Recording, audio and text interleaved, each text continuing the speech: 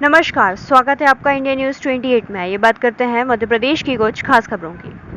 मध्य प्रदेश की विदिशा में up down association ने बेतवा नदी में जल सत्याग्रह किया। एमएसटी चालू करने और सामान्य टिकट दोबारा शुरू करने की दोहराई मांग।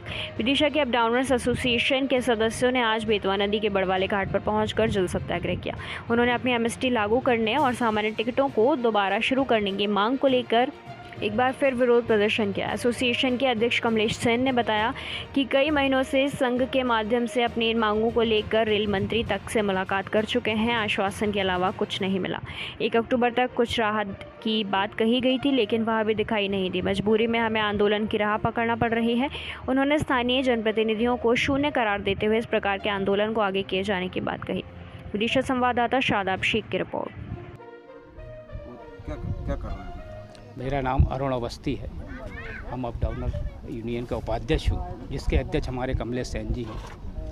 हम लोगों की निरंतर 16 महीने से कोरोना काल को लेकर ट्रेनें बंद हैं, एमएसटी बंद है, जनरल टिकट बंद है।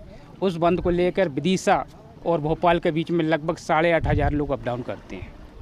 इन 8,500 लोगों के ऊपर तरह तरह के संकट आ गए हैं रोज़गार को लेकर।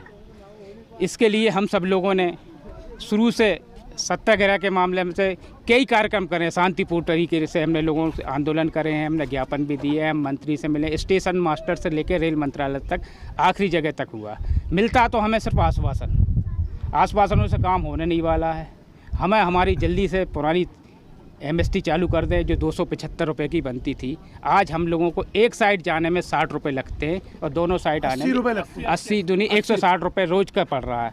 इससे हम लोगों के साथ बहुत बड़ा संकट आ गया। इस संकट को लेकर हमने आज सब यूनियन के सदस्यों के साथ मिलकर यहाँ पर सत्याग्रह कार्यक्रम का आयोजन करा, जल सत्याग्रह करा है। और हमारी एक ही मांग है, जल्दी से जल्दी हमारी एमएसटी चालू करें और जनरल टिकट चालू करें, जिससे कि हम लोगों को रोज़गार उपलब्ध हो सके। क्या नाम है और क्या कार्य चल रहा है? भैया, मेरा नाम मनीष ठाकुर है। मैं रेलवे अपडाउनर्स प्रोग्रेसिव वेलफेयर एसोसिएशन कार्यवाहक अध्यक्ष हूँ।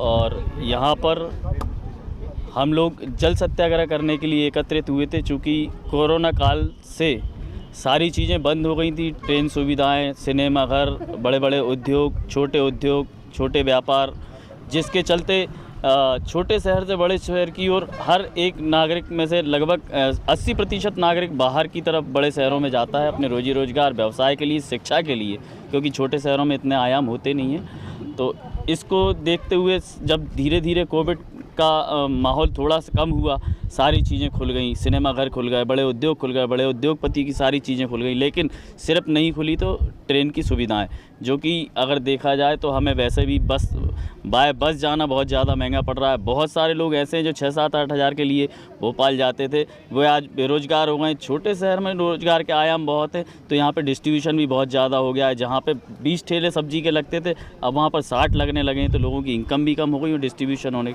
और कई लोग यहाँ पे कर्ज करने लगे। जो लोग कर्ज करने लगे, कर्ज नहीं दे पा रहे, तो वो आत्महत्या की कोशिशें भी कर रहे हैं। हम पुनः चाहते हैं, हमारी शासन प्रशासन से यही मांग रही है, जैसे कि हमारे उपाध्यक्ष जी ने बताया कि हम रेल मंत्रालय तक जाकर बात कर चुके। मेरी अभी कुछ ही दिन पहले डीआरएम ऑफिस में सीनियर डीसीएम से बात हुई थी। हमने पितृपक्ष के लिए भी एक ट्रेन की मांग की थी, तो उसमें भी हमें आश्वासन मिला था। और 1 तारीख से 1 अक्टूबर से हमें नई मेमो का फेरा देने का भी उन्होंने 100% वायदा तो किया था। लेकिन शायद ये कागजी कार्रवाई चल रही है, मुझे नहीं लगता कि इसके चलते कुछ हो पा रहा है। इसी उम्मीद को लेकर हम उन लोगों से निवेदन कर रहे हैं, मांग कर रहे हैं। हमारा एसोसिएशन लगातार इस चीज़ के लिए करता रहेगा। अभी तक शांतिप्रिय ढंग से हम लोग अपनी मांग को रख रहे हैं, गांधीवादी विचारधारा से हम लोग आगे बढ़ रहे हैं। और एसोसिएशन को आगे भविष्य में अगर कहीं उग्र होना पड़ा तो शायद हम ये भी करने के लिए सक्षम रहेंगे।